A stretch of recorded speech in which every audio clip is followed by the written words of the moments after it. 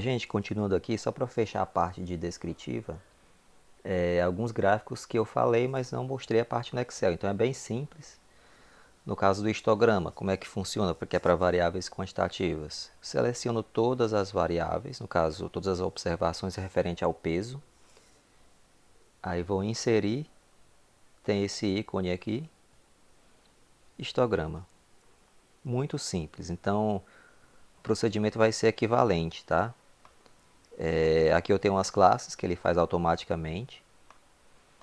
O colchete indica que o valor pertence à classe. Então, essa primeira classe, o 1200 e o 1470 pertencem à primeira classe.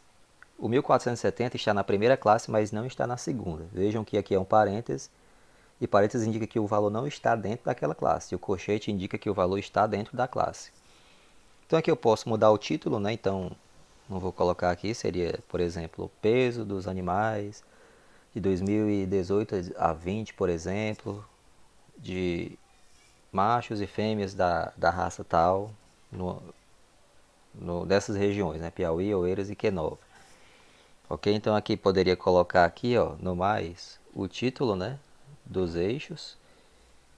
Rótulo de dados, se vocês preferirem. Se não, podem deixar só como está, mas vamos deixar. E legenda não precisa, por quê? Porque é o peso, então você já vai colocar essa informação no título. Aqui você pode colocar, deixa eu clicar aqui, frequência absoluta, né? Ou só simplesmente frequência.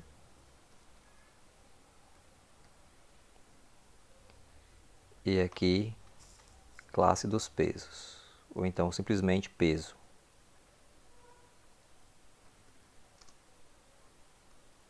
Que já vai ficar claro que as classes se referem ao peso. Ok, gente? Bem simples, né? Vejam que se eu quiser construir para esse mesmo banco de dados o diagrama de Pareto, eu vou lá aqui inserir, né? E aqui eu vou colocar dessa forma. Então vejam que é o mesmo histograma, tá? É a mesma base. A diferença é que ele vai organizar as frequências, né?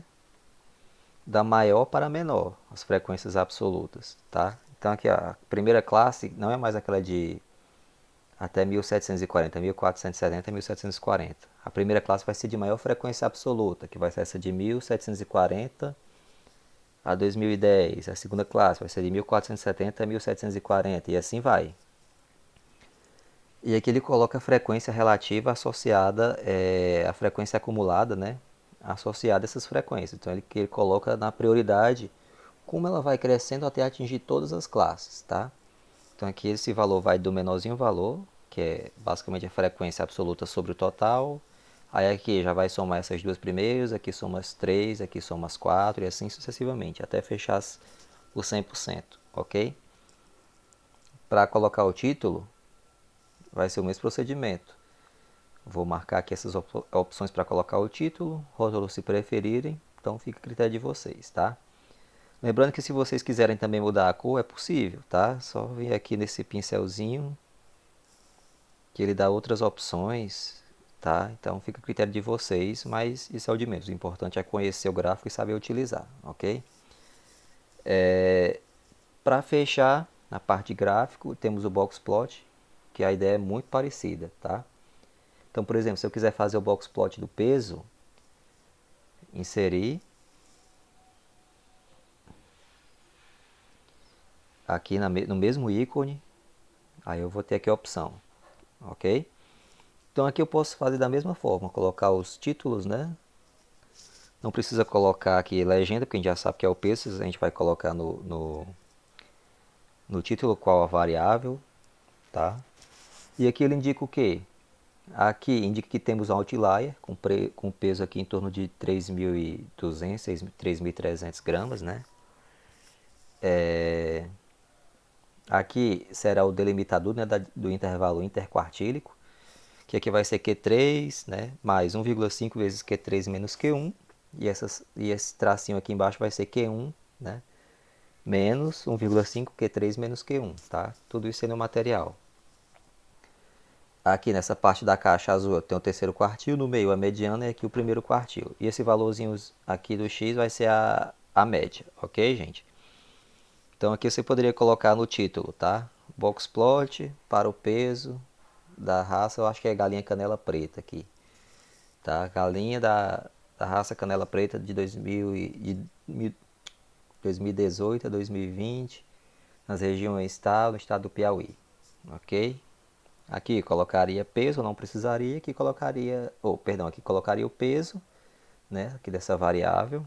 Então, simplesmente a gente coloca aqui peso em grama.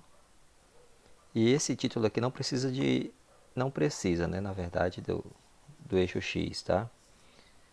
Ok, gente? Bem simples, né? E bem intuitivo, porque aqui você vê que tem um outlier. Então já destaca que temos uma galinha aqui que ela tem um peso bem superior demais. Essa galinha pode ser usada para cruzamentos, que pode ser uma espécie melhor para você esperar que os filhos dela tenham as mesmas características boas, que é, no caso, ter um peso alto, né? Então é uma característica interessante que você quer que passe para os descendentes.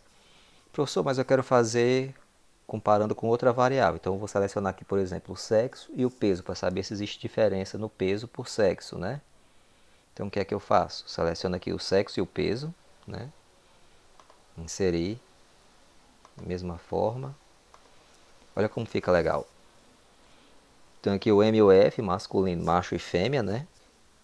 Então você vê que os homens têm um peso aqui em média maior e o comportamento em geral do peso para os machos é superior aos da fêmeas, o que é esperado, né? Então, nesse caso, o sexo masculino tem vantagem para peso. Então, como eu falei, você poderia usar os machos para abate, né, para consumo de carne, característica de carcaça, né? E as fêmeas para produção em termos de mais filhotes, mais pintos, né? Então, você teria as fêmeas para produção, produção de ovos e assim vai. E os machos para venda, para consumo de carne. Ok, gente? Então, vocês podem fazer isso no caso de vocês, para IRA, para ver o IRA por sexo, IRA por quem estudou em escola particular e pública, o consumo, né, de quem, de acordo com a faixa salarial. Então, se eu tivesse aqui, por exemplo, interesse em ver isso aqui por região, eu faria como? Eu selecionaria aqui população, né?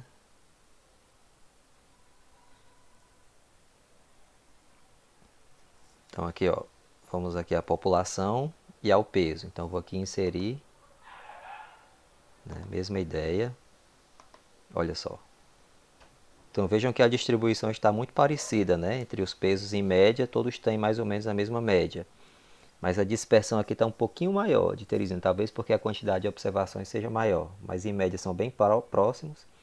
E em Q9 eu vou ter aqui, ó, dois outliers, tá? Nas demais não, tem uma distribuição mais uniforme, todo mundo dentro daquele trecho de distribuição da variável. Ok, gente? Então, bem simples esses três gráficos, é o que estava faltando para vocês, não está mais faltando na parte descritiva. Aí vocês podem usar esses gráficos aí no trabalho de vocês, ok? Aí aqui, só para fechar, eu fiz uma coisinha bem legal. Por exemplo, eu já tinha mostrado isso aqui. Eu usei o conte.si, né? Para contar dentro do peso quantos animais têm um peso acima de 2.200 gramas, quantos têm um peso entre 1.900 e 2.200 e quantos têm um peso inferior a 1.950. Então o que é que eu fiz aí? Só o conte-si. Fiz o conte-si para saber quantos tem abaixo de 1.950, entre 1.900 e 2.200 e assim vai. E aqui é a probabilidade. Então como é que eu fiz? Peguei essa quantidade aqui e dividi por 116, que é o total. Então eu tenho aqui, por exemplo, a probabilidade de um animal ter um peso acima de 2.200, de um animal ter um peso entre 1.900 e 2.200 e um peso abaixo de 1.950. E eu fiz isso aqui com a distribuição normal. Como é que eu faria? Está aqui, usando os comandos que eu mostrei para vocês na aula. Então, se eu quero a probabilidade ser maior do que 2.200, então vai ser igual 1 menos. Sempre que for maior vai ser 1 menos, que é a probabilidade que é fornecida pelo Excel é a esquerda, ok? Então, a esquerda. Então, primeiro valor 2.200, tá? Tá aqui. A média é 1.892. Eu tirei essa média de onde? Da média dos dados. Então, eu vou pegar a média do peso. E aqui o desvio padrão do peso. Então, Valor que eu quero, ponto e vírgula, média, ponto e vírgula, desvio padrão, ponto e vírgula, verdadeiro. Olha só a probabilidade bem aproximada, ok? Professor, qual é o melhor? Se a amostra for boa e representativa, tá? Eu recomendaria vocês fazerem pela distribuição normal, que é uma distribuição específica para variáveis quantitativas, ok, gente? Só que nesse caso, vejam, até para discussão, se eu fiz a mesma coisa, né, tá aqui a formulazinha, que é como eu já expliquei, faz o maior menos o menor, né, sempre do mesmo jeito. Então a probabilidade aí foi quanto? 28, 0,2819, né? De um animal ter o peso entre 1.900 e 2.200. E se a gente for contar na amostra, vai ser essa daqui, ok? 0,42. Qual utilizar? Como eu falei, como essa amostra ela é bem representativa, tem 116 animais, eu recomendo vocês utilizarem a distribuição normal.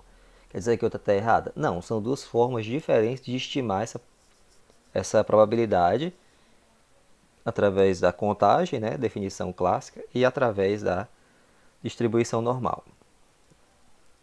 E aqui eu fiz da mesma forma, né, só que em vez de ser maior que 2.200, vai ser menor de 1950. Então é bem simples, né? Ó. Vai ser igual dist.norm.n, aí bota o valor que você quer, ponto e vírgula média, ponto e vírgula desvio padrão, ponto e vírgula verdadeiro. Aí já vai me fornecer o valor com base em uma distribuição normal.